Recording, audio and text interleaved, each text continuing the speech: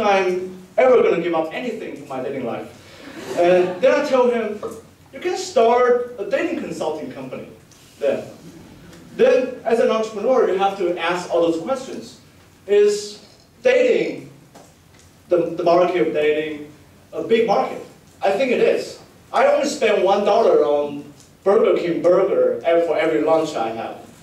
But I'm willing to spend thousands of dollars for my fiancée, buying her Kindle, buying her dress, buying her diamond ring. So I think it's definitely a huge market. And also, there's definitely a problem. So there's a market demand, because who here does not have a problem of getting your dream girl or dream boy? Who here does not? No one. Everybody needs it. So if you can be a great dating consultant, you can make a lot of money. Next slide. So team qualification. So are you qualified to be a dating consultant? So Jason, have you had a lot of experiences, successes with getting the girls of your dream? If so, I think you can demonstrate that and also use that as your testimonial and things like that. So implementation. So that was just talking. So you have to actually execute on your plan. You have to have a plan. And also you have to think about how to defend your success. If you're making a lot of money, a lot of people want to copy you, so you might want to think about using data analysis, data mining as a technology barrier for other people to enter the market. For example, if you do a really good job about data analysis, data mining, then you can say things like, based on the fact that she's Latino and wearing red, it's 77% likely that she will enjoy watching Titanic with you. Things like that. So next slide. So even though the idea was mine, but it was a team of 20 people that turned the first Made for China startup competition into a reality. Among the 20 of us, 1,200 emails were exchanged in 2 months, on average 18 emails a day. Personally, it was one of my best life experiences, and to have the honor and privilege to work with all those individuals.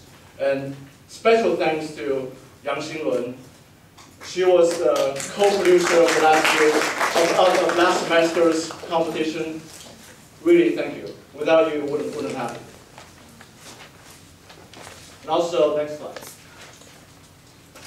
So this is this year's team. I usually like to start a team small, only with 4 or 5 people, then adding more as we go. We started the planning for the second Made for China startup competition with only 5 people.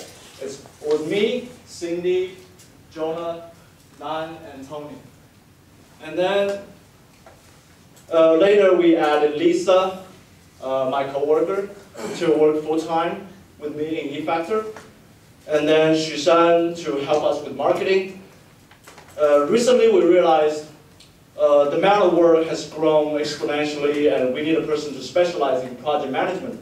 So we added Jay, a freshman, to the team. In the future we will definitely recruit more people, and stay tuned if you are interested in joining the team. Next slide. So thank you BCSSA for being a great family. Thank you for everything. Without BCSSA, nothing would have happened. And thank you for today, thank you for the future, thank you for the past. Thank you. Thank you for being a great family. So, send your executive summaries to madeforchina@efactor.com by November 1st. If you only have one idea, just write it down, only 1 page, no big deal, send it to us. Thank you.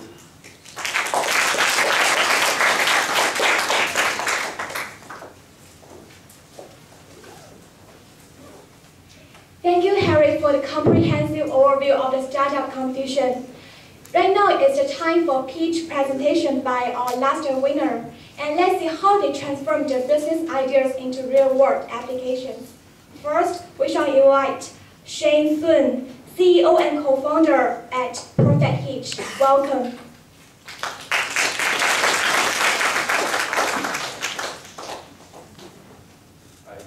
Hi. So, unfortunately, I don't have slides. I'll just talk about exactly what Perfect Hitch is, and also what my experience was with the Made for China competition, and also what our current progress is with Perfect Hitch. So first of all, a little bit about myself. I just graduated from the BCSSA department in May of this year. And then I founded Perfect Hitch with my partner, who also completed his PhD degree in May. We've been friends since 2005, since we came to Berkeley. And then we've just been talking about a lot of business ideas, and finally we started executing on Perfect Hitch starting April of 2010. So what Perfect Hitch is it's an online marketplace for event services, and the purpose is to connect individuals planning events, anything going from birthday parties to weddings to anniversaries, connecting with them with local service providers. So most likely, most people that are planning events require catering, photography, a venue, and some type of entertainment. And currently, basically there are no good options for them to find that service online. You usually go to Yelp, or maybe you look on Yellow Pages, or you ask your friends. On Perfect Hitch, we basically twist everything around. We say, well, why don't you just tell us what the services you want is, and then we, as a platform, we push that request out to our network of vendors, and then we pull the price quotes from them. So actually, the vendors come looking for you instead of you looking for the vendors. And that saves you a lot of time. But for the vendors, actually, that's also a lot of value for them to be part of their network because they get direct access to their customer base that's local to them, instead of spending money on advertising, Google Ads, etc. So that's how we started, and then we started in the Bay Area. We launched our product in February, and now we have about 1,000 members in our system. We're generating revenue now, and we're trying to expand into Southern California. And the part about Made for China that interested me was because actually in 2010, when I went back to China in Shanghai, I had a meeting with the CFO of and also what he told me was actually the growth for the wedding industry in Shanghai and China was just tremendous. It's exponential almost. And he says there's tremendous potential for a service like us in China. And that's why we started thinking about the China industry. And then that's when we heard about the whole Made for China competition. And part of the reason for us getting into the competition was actually just to get feedback about what our business is like and whether we have value in China or not. But we never expected to actually win the competition, but it turns out we did. And that actually turns out to be a lot of value because it actually gave us a lot of recognition. And right now, I'm glad to say that we're actually in the middle of building a partnership with a local partner in Shanghai to extend our application program. So that's pretty much Perfect Hitch. And I'll just let people ask questions. Okay.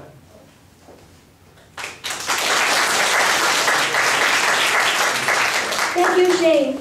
Last but not least, we will have David Guo, CEO and founder of Nano EV China Limited, to share with us his lessons learned being entrepreneur in China. Let's welcome.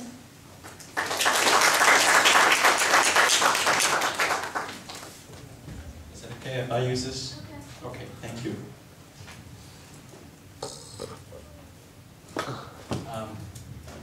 Hello, everyone.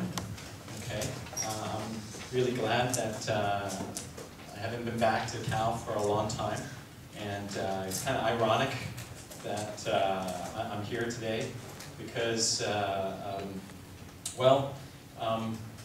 didn't go to school here, and I'm talking to all of you at the Alumni Association or Alumni House. And then also to the Chinese Student Scholar Association. So, well, you know, my brother went to school here, and I had a lot of friends here. So I came to party here a lot, so that counts, right? So I went to a private Jesuit university. There were no Asian girls then, so I came up and tried to find a date. So. Well, every time I met a girl, right, and they would ask me 3 questions after I said hi. The first question was, what's your major? Second question is, where are you from? You know, where do you live? And the third question is, what kind of car do you drive? So, you know, after a few rounds of this, I got a little tired and, okay. And then, you know, time went on, I got invited to a Stanford party. And then met a really pretty, smart Stanford girl. And she just came up to me and said, you know, hi, did you go to Harvard? So, this is what I've learned being an entrepreneur in China. And actually that first lesson didn't come from China, it came from Berkeley, of all places. Okay. So lesson number 1, okay? Ask the right questions. Okay. So let's fast forward a few years, 15 years to be exact. I was in the company of the senior vice president of Huawei, of engineering, at I think it was Shenzhen Venture Capital Association conference. And there was an investee company. I was in venture capital then. And this investee company told me that they would probably get acquired by Huawei. And at some astronomical valuation. And then I had this opportunity to ask the senior vice president of Huawei what he thought of this. But instead of being direct, I thought maybe I should sidestep the question a little bit.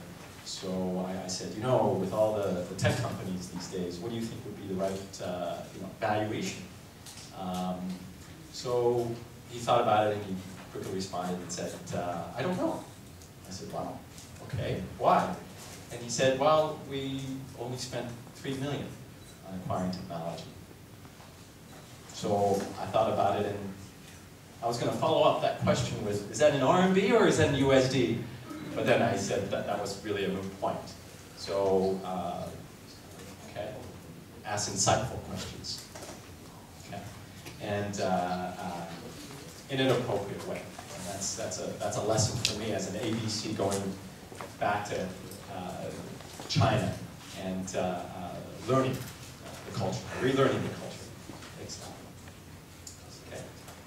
So now I live in China. Oh, that's okay. I've been there for about 7-8 years now, and I live in Shanghai. I have an IE. I think most people know that she's not really my IE, she's my cook. And we have her come over every day to cook for us. And middle of dinner, I'm eating my Hong Shao Rou, and tasted really good. And she came and said, "Did you know the price of pork went up 15%? So, okay. And then I keep on eating, and then she said, "Did you know that vegetable prices went up 20%? And I go, okay, well, whatever, when I'm eating. And then after we finished dinner, my wife went to speak to her, and then she left, and then she came back and said, "Hey, I just gave IE a 20% raise." And I said, "What? We just gave her a raise 6 months ago." And she set me straight. She says, the amount of money you make versus what you spend on food versus what she makes, 20% increase in pork prices is a lot. And so that's really important to listen carefully from their standpoint of view. And fast forward that a few years, few months, and collectively you start meeting different business people in China, and the frequent discussions when you're in business, you hit a particular issue, and they would say, "没有问题, 没有问题." Okay. And after a while, you hear a lot of that, and every time that there's 没有问题, there's always 有问题. Right. Yeah, 问题不大, 没有问题. So, being really a Lao Wai, I'm from here. So, what it really means is that, yes, there is no problem because it can't be done. That's why it's 没有问题, it can't be done. Okay. So, and another one that you normally hear is 大问题, big problem. And then the big problem is usually to do with money. Okay. And the money issues are, when they talk about that, is what fees you have to pay or costs of certain things. And the first one, when they say 没有问题, usually has to do with some policies or getting a 领导 to approve something. So when you hear 大问题, in fact, now I'm really excited because, wow, money can solve problems. Okay, money usually can't solve policies, but money can solve certain problems. And then finally, you work around and you hear 小问题. This is 小问题. And before, stupid ABC, you say, oh, okay, small problem, no problem, all right. But then it always comes back around, and this comes not as a surprise now, but it means that somebody's palm gets bruised. Okay, you have to put some money there, and then that's when I realized that this is a big problem. Okay, and for a lot of reasons I won't go into, but so anyway, listen carefully and carefully listen to what they're saying. That's my lesson number 2. Lesson number 3 is beware of prostitutes. In 2006, I was doing non-performing loans. These are banks that have loans that failed.